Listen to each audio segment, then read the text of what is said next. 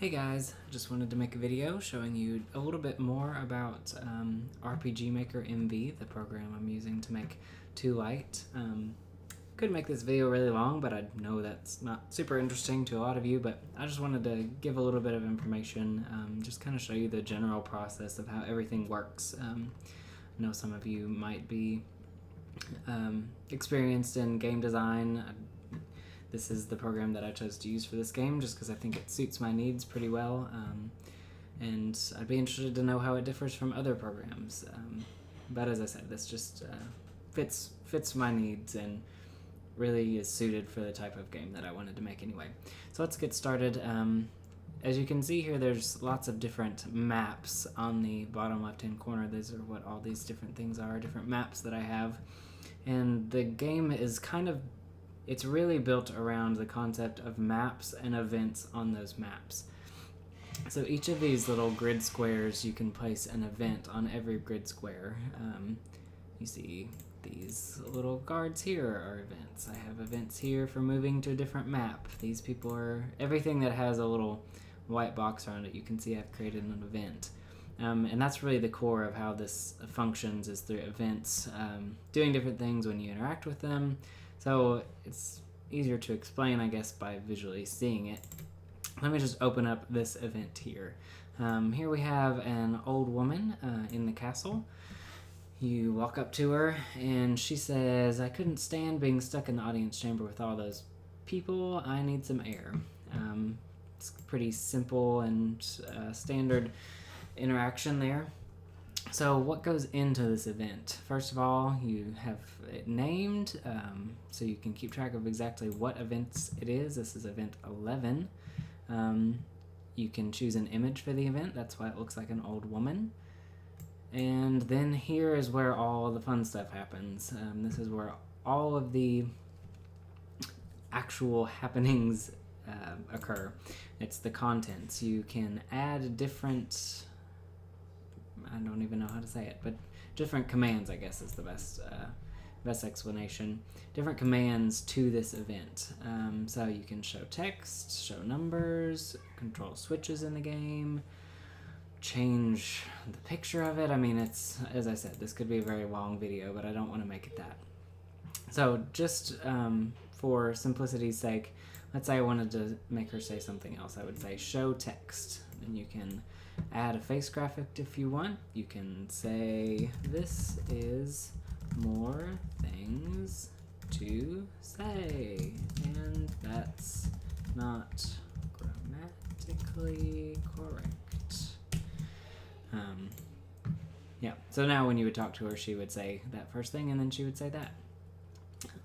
Some other things to note, this particular event, this action is triggered when you go up to it and you hit the action button. It's not going to randomly just start talking without you interacting with it. You actually have to physically interact with it. There's different types of triggers, which I will show you. I don't want to say that. I'll show you here, like this, moving to another location. This trigger is actually player touch.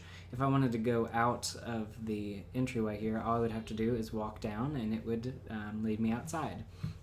That is, if that is what this event is told to do. Which leads me to another key element to these events, is the conditions box. The first time you're in the castle is with Arya, and I don't want you to be able to leave the castle. I want to keep you there.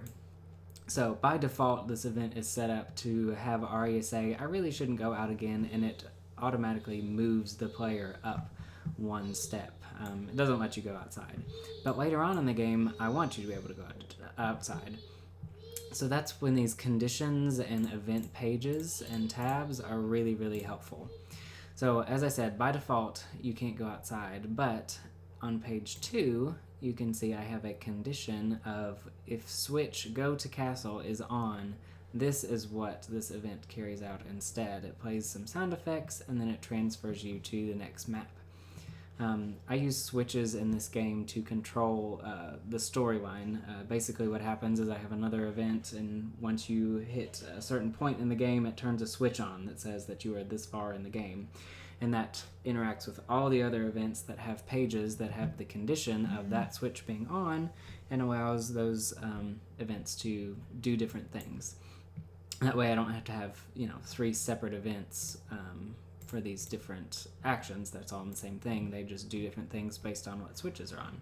For example, these guards right here, during a certain part of the game, block your access to different parts of the castle. But I don't want that to always be the case. So their condition is they only appear here if this switch is on. If this switch is not on, then they don't even appear here. And then you're free to move about the castle, as they say.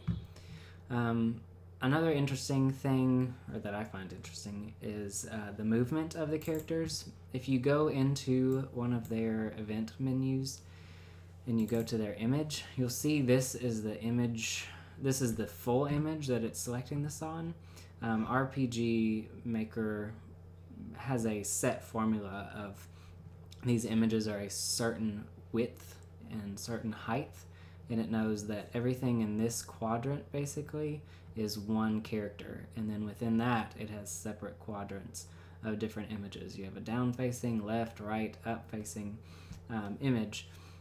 So whenever this event moves around and it's going up instead of down, it will automatically choose this image for it. So it's I think it's pretty cool that way. It goes the same way with every event. You can either have empty events as far as pictures go, or things like these doors. These doors are the same way. To show the doors opening, there's actually these different pictures that it cycles through to show them the animation of the doors opening. So how this all works, say in a cutscene, is if I wanted this old woman to walk up to you automatically and say, hey, how's your day going, or whatever, I would make a separate event over here, and I would change its trigger to auto run, meaning that as soon as you are on this map, it's going to start running. It's gonna do its thing. So in my contents, I would say I will set a movement route. I named that event so I can find it. So it's here. It says old woman. I'm going to set a move route. I'm going to have her move down a couple spaces, jump. I don't know. I'll just make her jump a random place just to show you that it will actually do it. And then I'm going to have her say, go back to text. Yippee, I feel so young again. I don't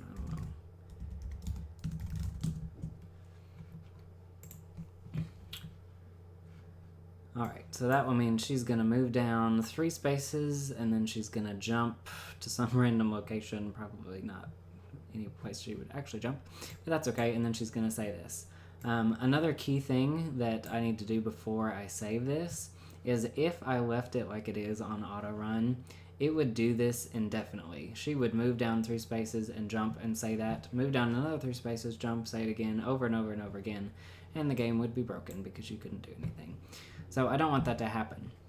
So what I'm going to do is on this auto run event, I'm going to set, right after that happens, I'm going to set a self switch to turn on. So self switches aren't anything to do with the overall game itself. It's specifically for this event.